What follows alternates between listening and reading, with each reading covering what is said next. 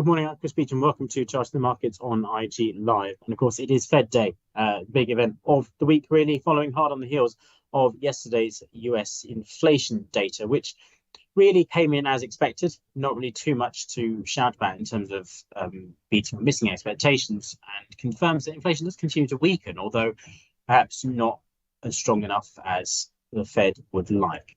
But today, the key won't be the actual decision itself. The Fed is expected to leave rates unchanged. That's everyone's base case. It really would be a massive shock if they did something very different. Hike rates, that would certainly be a big shock. But the important thing will be what Powell says and what the dot plot and the projections for the rest of 2024 say. Do we expect the Fed to indeed align with what markets think and cut rates maybe even as soon as May of next year? Or will they push for keeping rates unchanged for a longer period? In a sense, we've been here before. Characteristic of the past 18 months has been the expectation that the Fed would pivot. There's a word we haven't heard in a while, but it hasn't gone away.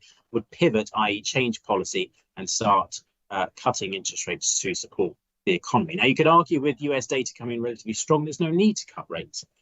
But if Fed is angling, as they seem to be, for this soft landing, i.e. avoiding a dramatic slowdown in the US economy, then it makes sense perhaps to expect a rate cut or two next year, but perhaps not as many as markets are pricing in. So I think it's there in the commentary around the decision where you'll see the volatility, not in the decision itself. Starting with indices, and let's begin with the FTSE 100, currently trading at 75.58, and that's just, as you can see, nudging it up against the 200-day moving average once again. So there's something to bear in mind, that you've seen this steady move higher from the end of October, not as spectacular as it has been for European indices on the continent and indeed for US markets, of course. But nonetheless, it is up some 350 points as of yesterday from the lows of October. But as you can see, 200-day moving average, falling 200-day moving average as well, which I think is always significant, has acted essentially as resistance. We can't really hold above it. And yesterday's attempt to really break towards trendline resistance from the highs of February was knocked back again. So 7,600 found sellers once again, which is perhaps not surprising given the big events of the next 24 hours. Of course, it's probably 26 hours or so at this point. Fed, and then of course the BOE and the European Central Bank tomorrow. So a lot going on in a short space of time for markets to round off the year. So it's perhaps not surprising that the FTSE couldn't sustain these gains after the relatively decent performance it's seen over the past sort of 3 or 4 sessions, really. We've moved back off the 50-day moving average and back towards the 200-day. But we're still very much in potential lower high territory here.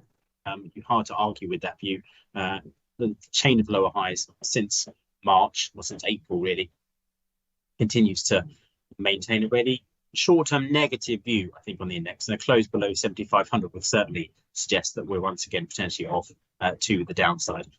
Back down perhaps towards this big zone of support around 72.80, which now 4 times this year has seen buyers emerge to defend that level. European stocks riding high, though. No sign of any nervousness ahead of the Fed, certainly just pausing for the DAX around 16,800. This is incredible, really, and makes up to an extent for the slightly frustrating period we've had from May into August, when it didn't really go anywhere, even though it did touch a record high, and then the pullback from August to the end of October. European markets really have found their get up and go again, I think, really, and we're sitting at the highest level here for the DAX in history. It's a record high here, so through the 2022 highs as well. It does look overstretched, I think it has to be said. It's moved an astonishingly large amount of time, 1,600 points really since mid-November.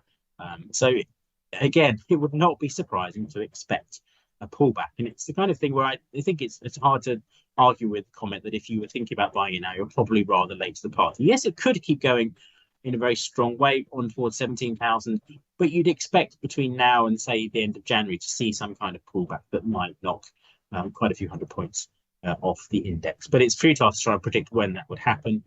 Certainly a close back below the previous record highs from the summer at 16,530 would send a message that maybe the sellers have reasserted control for the time being.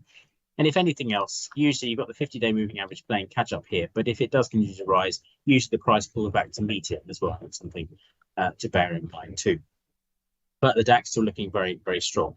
And as I say, that high from July, at the very end of July at 16,532, could also be support in the short term if it does start to pull back. So do watch out for that one. And then to the S&P 500, sitting at its highest level now since the beginning of sort of mid-January 2022. So essentially, all the gains have been covered. All the losses, sorry, have been recovered really from the beginning of 2022. So you can chalk that up to the S&P and very strong performance here. You had a consolidation last week. This was missing on the DAX chart if you look back. We didn't really have that, but last week into the beginning of December, the DAX really did, sorry, the S&P really did consolidate, and then it's shot up again. So in some ways it's had kind of pullback, but it still does look rather overextended in the short term. Now, talking about US markets, you cannot escape the discussion this time of year of the fabled Santa rally. Normally it starts on about the 12th trading day of December. That would be next Monday. So there is room perhaps for some disappointment over the next 3 days if the Fed comes out, maybe it's perceived as initially too hawkish or really rose back on expectations around rates. Then maybe that will knock the S&P back. It doesn't have to, the Santa rally doesn't have to start on the 12th trading day of the month either. That's usually when it begins. But certainly in the second half of the month is when the traditionally strong December period begins. The first half is a bit mixed. Now, this year, as you can rightly point out, that's not really been the case. You had a mixed start to the month, but you then had 4 days of gains that have taken us to its highest level in almost 2 years.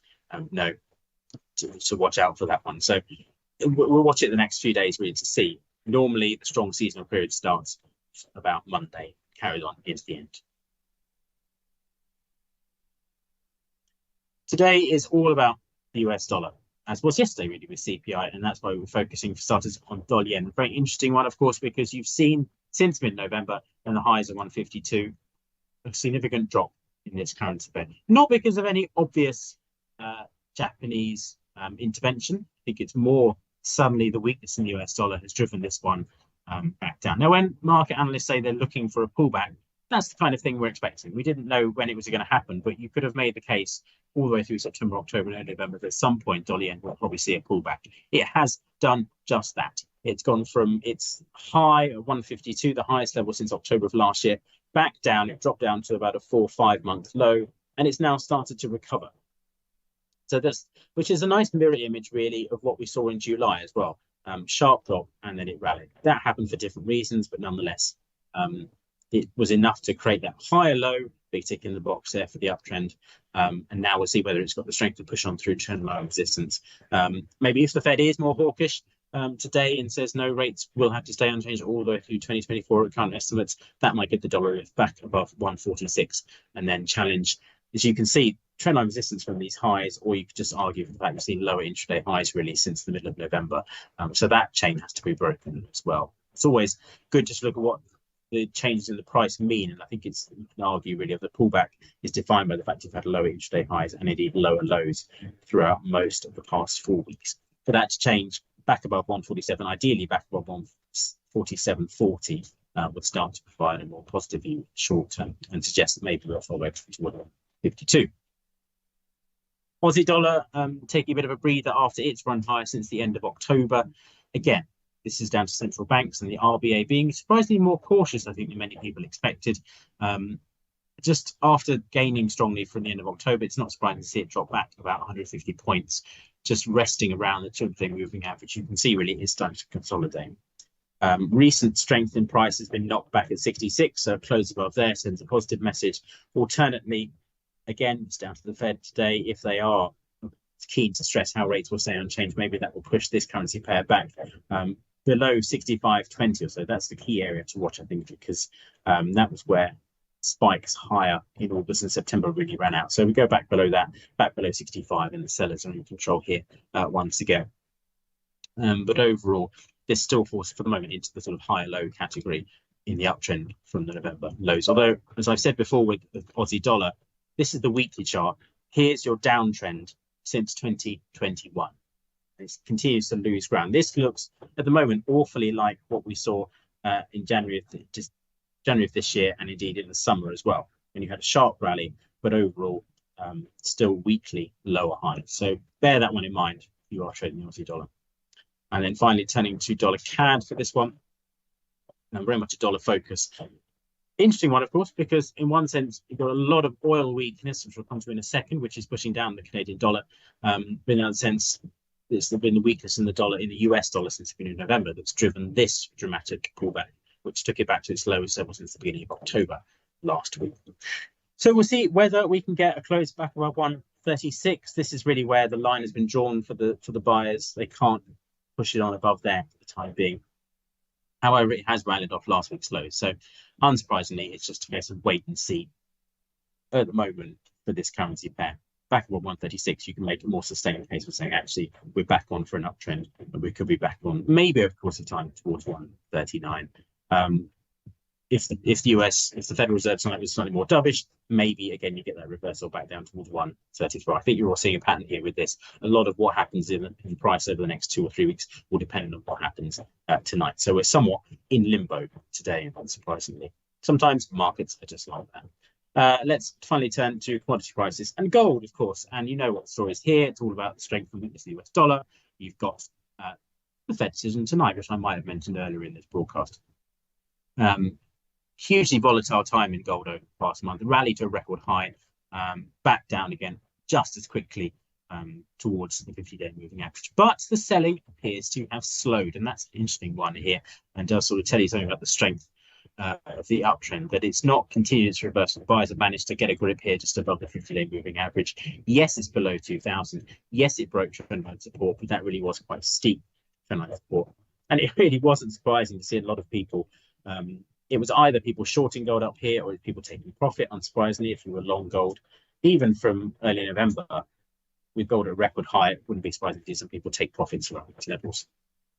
A close back above 2,000 might suggest that this volatility has been shaken off and we could see a move to the upside once again. But it is very much down to what Jerome Powell says and does tonight. And then oil prices. This has been such a fascinating one to watch, really, over the past few months. Straight up in the latter half of the summer and then all the way back down again. And we do find ourselves remarkably, I didn't think we'd get here this quickly, remarkably back at these 68 lows that was where the price returned to in the summer before it started to rally. Very different perception now. There it was consolidating after recent losses. Now it's right back down again, back below 70. Really is a sign of how things can just continue to be oversold or overbought for uptrending markets. But crude here, oversold all the way through November. You can argue a slight rally, not much, and then it drops further into oversold territory here. Yes, it's overstretched from the 200-day and 50-day, but the price doesn't seem to care right now, to be honest with you. It could be, again, maybe we'll see some defense mounted around here, around the 67, 60 to 68 level. And then we get a short-term rebound, but overall lower highs all the way through here continues to leave the broader bearish view intact for the time being.